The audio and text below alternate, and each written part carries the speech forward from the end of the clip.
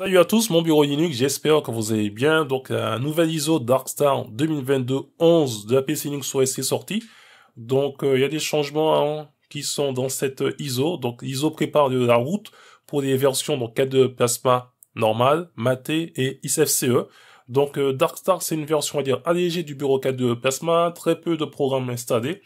Et c'est à l'utilisateur de compléter en fonction de ses souhaits. Donc, on va retrouver sous cette nouvelle ISO un kernel 6.0.7 et un cas de placement en version 5.26.3.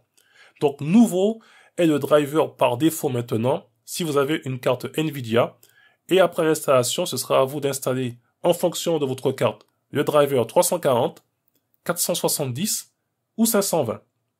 Donc j'ai fait l'installation avec Ventoy puisque j'ai vu qu'il était installé par défaut la version 1.0.81. D'habitude je n'utilise pas Ventoy, mais là, cette fois-ci, j'ai pas eu de soucis pour installer, on va dire, la PC Linux OS sur cet ordinateur, donc un HP ZBook. Donc on va dans à propos du système. Donc j'ai une ancienne carte Quadro. On voit que je suis pas sur le kernel 5.15 puisqu'avec les drivers propriétaires, avec mon architecture Kepler, donc ça passe pas avec le kernel 6.0.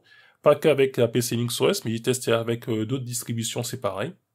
Et les changements qu'il y a dans la partie décoration de fenêtres. Avant, il y avait quelque chose qui faisait penser, on va dire, à du Windows. Maintenant, on va dire le contour des fenêtres, c'est du Plasma Deck. Donc, sans plus tarder, je vais lancer Synaptic pour vous montrer certaines astuces. On va commencer avec le kernel. Donc, on voit que je suis sur le 5.15, le 5.19.17, il est en fin de vie. L'ISO est téléphoné avec le 6.0.7, on voit que le 6.0.8 est disponible. Si vous voulez qu'à chaque fois qu'un kernel est disponible et que ça soit téléchargé automatiquement, installez ce programme kernel attest.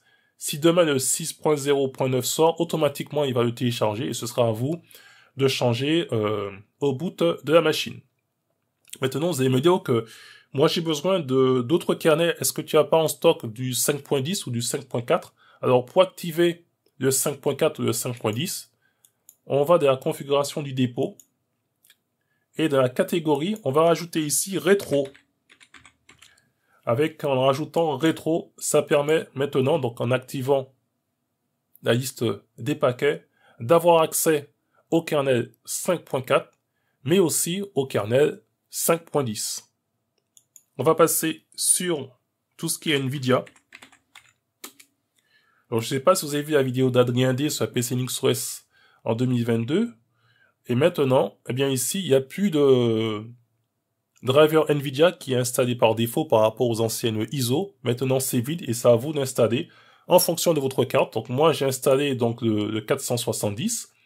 Si maintenant vous avez besoin de tout ce qui est CUDA, OpenCL, NVENC, installez ce programme. Nvidia, Current, CUDA, OpenCL, et après vous serez tranquille, que ce soit pour Shotcode, Caden Live, etc. Maintenant, si vous avez une carte très récente à base de RTX et que vous avez besoin du driver 520, bien, où est-ce qu'il se trouve? Donc pareil, on revient dans la configuration, on va dire, du dépôt. Et sur le serveur qui est activé, on va ajouter ici Nvidia. Donc comme ça, si vous avez une machine à base de RTX, une fois que l'installation est faite, vous validez ici avec Nvidia.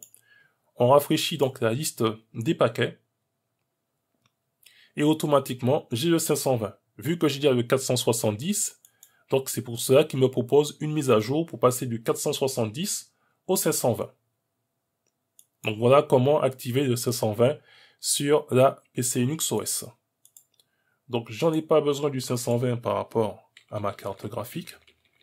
Voilà. Je valide. Et je recharge donc la liste des paquets. D'autres programmes qui peuvent vous intéresser, c'est celui-ci, Fast Repo, qui permet de sélectionner, on va dire, le serveur le plus rapide par rapport à votre emplacement. Et après, on a tout ce qui est Get. Donc, Get PC Linux OS, donc c'est un programme qui va télécharger automatiquement les ISO de la PC Linux OS, sans avoir besoin d'ouvrir un navigateur web. Vous avez Get VirtualBox et Get VMware Player. ça permet de gérer tout ce qui est VirtualBox et VMware Player, l'installation, la mise à jour ou la suppression de ces programmes. Et vous avez aussi LO Manager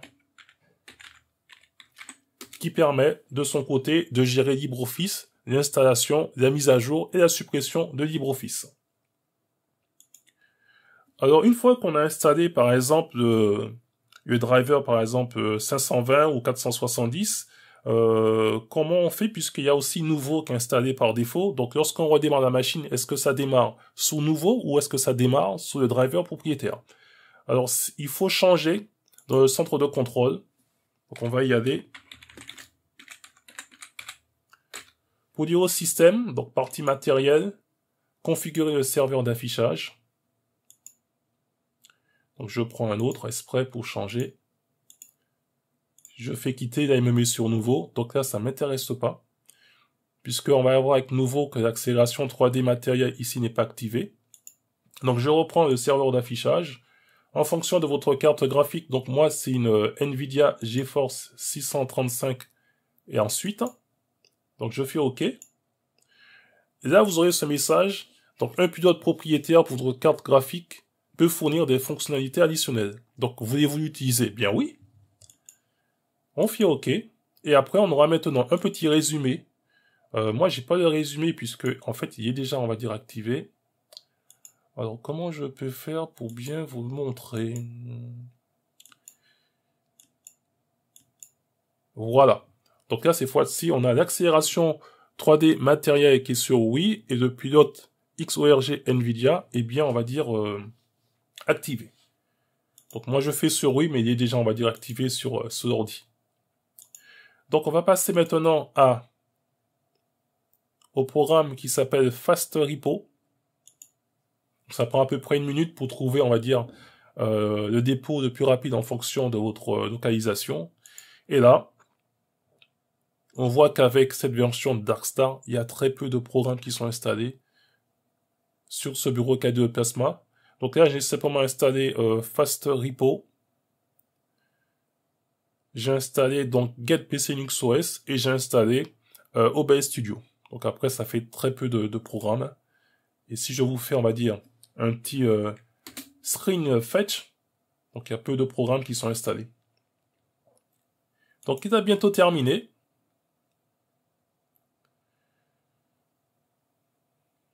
Pour trouver donc le serveur le plus rapide. Donc à savoir que le serveur principal sur lequel arrive donc les mises à jour, c'est celui-ci. Donc moi je me mets sur le DE, je trouve qu'il est assez rapide, même si j'ai pas on va dire les mises à jour ne sont pas on va dire il y a un petit délai, mais je trouve que c'est un bon compromis. Maintenant on va passer à tout ce qui est donc Get PC Linux OS.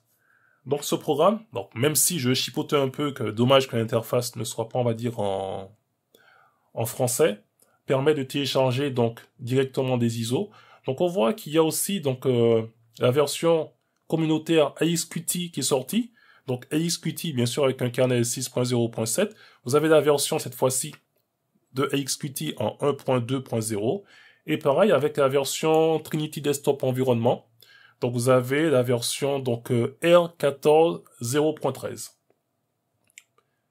On va télécharger donc la version Darkstar. Je télécharge l'ISO. Et une fois que j'ai téléchargé l'ISO, il me demande l'emplacement. Donc je fais OK. Et là, le téléchargement de l'ISO commence. Donc il télécharge l'ISO et la somme de contrôle. Donc dans le dossier que j'ai sur le bureau, donc vous aurez ces deux fichiers. Et une fois que le téléchargement est terminé, eh bien, cerise sur le gâteau, eh bien, le programme va vérifier que la somme de contrôle correspond bien à l'ISO que j'ai téléchargé. Voilà. Donc, soit je télécharge une nouvelle application, du moins une nouvelle ISO, soit je quitte l'application. Donc voilà, c'est la petite démo de cette version Darkstar et différents changements qu'il y a à PC Linux OS. Je reviendrai vers vous quand les ISO K2 Plasma, Mate et IFCE sortiront, pour entrer on va dire plus en détail. Dans la prochaine vidéo, C'est un sujet assez important de sécurité si vous avez des ordinateurs portables sous le nouveau. Donc je vous dis à très bientôt pour une prochaine vidéo. Et en attendant, gardez la forme et la santé. Bye bye!